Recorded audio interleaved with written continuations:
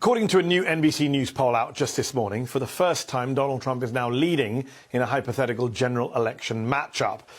Now, this isn't just bad news for President Biden, this is terrible news for the very future of American democracy. For weeks, we've been warning you on this show about the dangers of a second Trump term. The former president, after all, has promised retribution, pledged to round up protesters with the military, and suggested using the Justice Department to go after his political enemies. These are plans that should terrify each and every single one of us. But tonight, I want to pull back the curtain and take a look at who could be tasked with carrying out Trump's radical agenda come 2025. And answer the question, what would a second Trump presidency without any human guardrails, without any adults in the room, actually look like? Let's start with the second highest office in this country, the Vice President of the United States. Earlier this month, Trump floated the name of someone you've probably heard of before, ex-Fox host and far-right frozen food heir Tucker Carlson.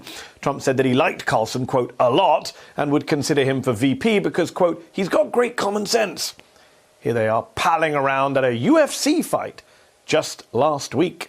Now, I don't have time to go through all of the horribly racist and sexist and bigoted remarks that Carlson has made throughout his career, too bigoted even for Fox in the end. So here's just a small taste of the views of the man that could be, soon, just a heartbeat away from the presidency. We have a moral obligation to admit the world's poor, they tell us, even if it makes our own country poorer and dirtier and more divided. Dirtier. Next up, Trump's pick for a possible national security advisor, Michael Flynn. If that name sounds familiar, that's because he already had that job during Trump's first term, but only for 24 days before he was forced to resign in disgrace.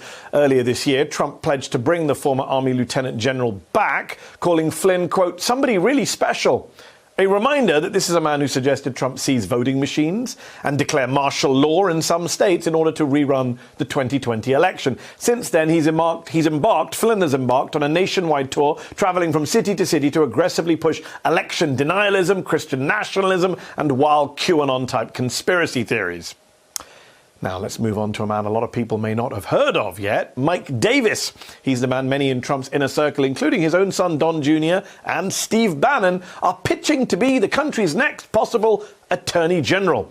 Earlier this week, over on my Peacock show, I dove deep into the conservative lawyer's record, from Davis's threats to send journalists to the DC gulag to his repeated calls on social media for his followers to, quote, arm up against the violent black underclass.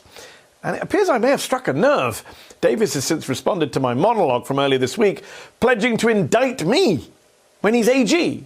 For what, I'm not sure, but he's also threatened to send me to the DC gulag. That's a totally normal, non-fascistic response from a man eyeing to become the nation's chief law enforcement officer, right?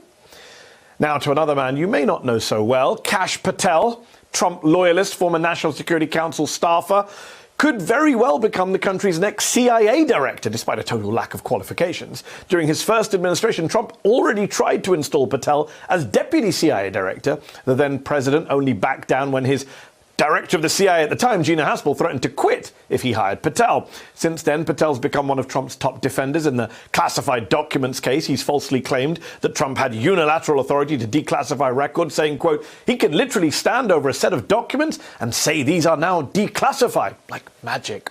Last year, sycophant Patel even published a Trump-inspired children's book called The Plot Against the King, which the ex-president has said should be available in every school in America. And last, but certainly not least, maybe the craziest possible future administration official of all, White House Press Secretary Laura Loomer. That's what's looming. Here's Don Jr. suggesting Loomer for the job just last week. Laura Loomer's turned out to be a warrior for your dad. Listen, she's a bulldog, man. I'll say that. She gets after it.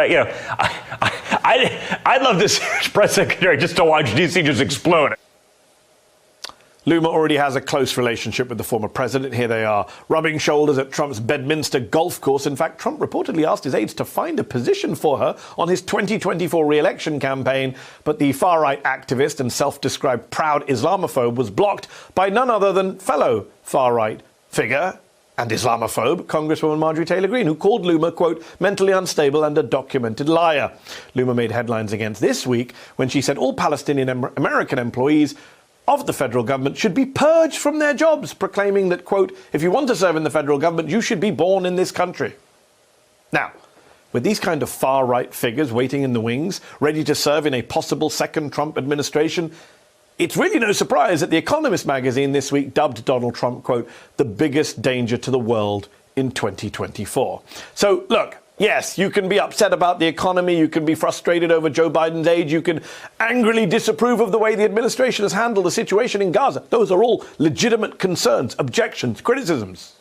But we cannot overlook what's taking shape right before our very eyes. A second Trump term filled with an extremist, far-right army of ultra-loyalists and total sycophants with little regard for the Constitution, which will be beyond anything we've ever seen in modern American history.